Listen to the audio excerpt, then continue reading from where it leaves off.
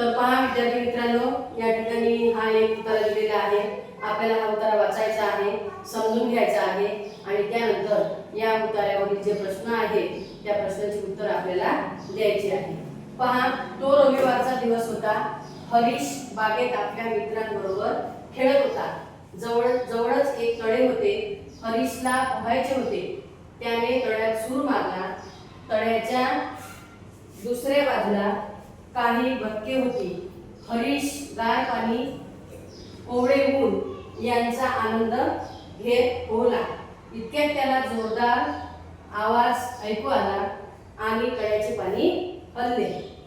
त्याने चहूकडे पाहिले की कोणी तळ्यात सूर तर नाही मारला. त्याला कोणीही दिसले नाही. पहा, आता हा जो उतारा वाचला याच्यावरूनच आपल्याला लक्षात येते की कुठेतरी एक तळं होतं आणि तो रविवारचा दिवस होता, म्हणजे सुट्टीचा दिवस होता. रविवार म्हणजे आपला कोणता दिवस असतो? सुट्टीचा.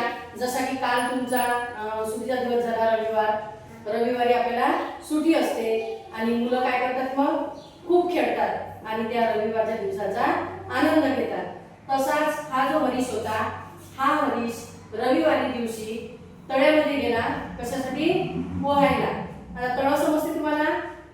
तळं समजते? तळं म्हणजे एका ठिकाणी पाणी साचलेलं असते आणि आजूबाजूला जमीन असते आणि त्या ठिकाणी पाणी साचलेलं असते. मग मुलं काय करतात? त्या तळ्यामध्ये पोहतात. तर असाच हा हरीश त्याच्या मित्रांबरोबर तो तळ्यावर गेला. कोणासोबत गेला? मित्रांसोबत. कोणासोबत गेला? मित्रांसोबत. कुठे गेला? कुठे गेला? तळ्यात पोहण्यासाठी. कुठे गेला? तळ्यात पोहण्यासाठी. कोणत्या दिवशी गेला? शाळेच्या दिवशी गेला का? नाही. कोणत्या दिवशी गेला? सुट्टीच्या दिवशी तो रविवारी गेला आणि मग त्या तळ्यामध्ये त्याला पोहायचे होते म्हणून त्याने काय केलं? तळ्यामध्ये सूर मारला. सूर मारणे समजते का तुम्हाला? सूर म्हणजे त्याने त्या तळ्यामध्ये उडी मारली आणि तळ्याच्या दुसऱ्या बाजूला काही बदके होती. हरीशने ज्या बाजूला त्या तळ्यामध्ये उडी मारली त्याच्या दुसऱ्या बाजूला काठावर काय होती? बदके होती. बदक पाहिले सर्वांनी?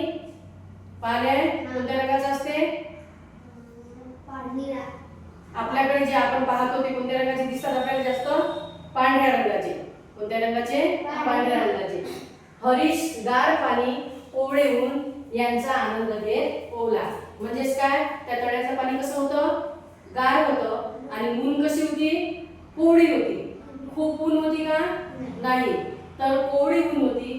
कदाचित थोडं आभाळ असेल आणि त्याच्यामुळे थोडी कोवळी ऊन होती आणि मग तो आनंद घेत त्या तळ्यामध्ये पोहला.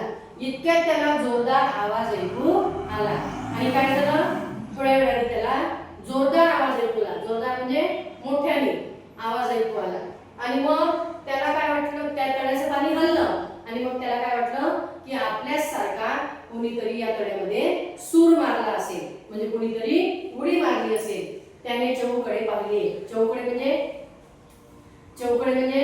चारही बाजूला. चहूकडे म्हणजे चारही बाजूला, सभोवताल सगळीकडे. सभोवताल सगळीकडे.